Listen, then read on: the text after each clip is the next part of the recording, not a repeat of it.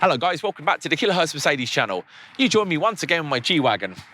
This short video I'm going to be showing you a little modification you can do to the rear wiper blade position so you can change the default position. Now you may be asking yourself, why would I need to do this? Well, most G Wagons have the rear wiper blade angled slightly down as the default position. A result of this is that it actually blocks the high level brake light. It's kind of a little bit of a design flaw on Mercedes' part. The reason why this is happening is in order to keep the Mercedes G Wagon on sale through the various different decades, they had to add certain safety features. One of these was added in the mid-90s, which is the high level brake light.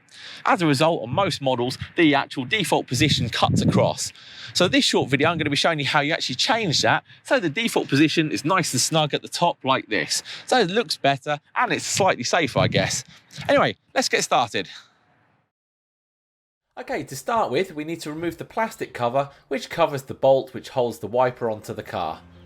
To remove this, carefully pull the cover forward, pivoting it towards the rest of the wiper arm. Then pull it out as shown here, until you hear a click.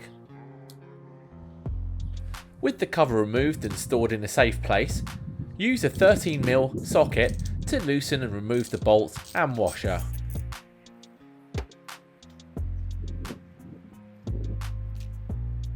With these removed, hold the end of the wiper with one hand while carefully raising the wiper towards you with the other. Be careful as it's spring loaded. Once it's at a right angle to the car, pull it towards you, which should remove the wiper assembly away completely from the car. This is the retaining spindle. If you look closely, you'll see a large number of teeth. Each of these correspond with the large number of teeth on the wiper arm. Due to the number of teeth there are, it allows us to very precisely position the wiper at the correct angle when refitting, and also remove and refit, moving ever so slightly to ensure that you get the correct position.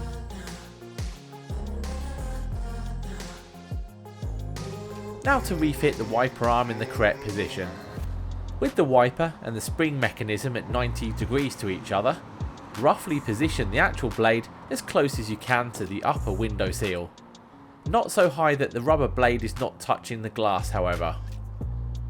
This, for example, is exactly what you don't want to happen, the wiper arm touching the rubber instead of the actual glass. All going well, it should be perfectly fit into position. If not, and you need to do some minor fettling or adjusting, simply fold the arm back flat down once again. With it correctly in position, carefully lift the blade back towards you while slowly positioning the wiper arm hole over the spindle. Once fit into the spindle, fold the wiper arm back onto the windscreen. Refit these and tighten the bolt once again. Now carefully refit the plastic cover by holding it towards you and then pivoting it down towards the car until it clicks into place.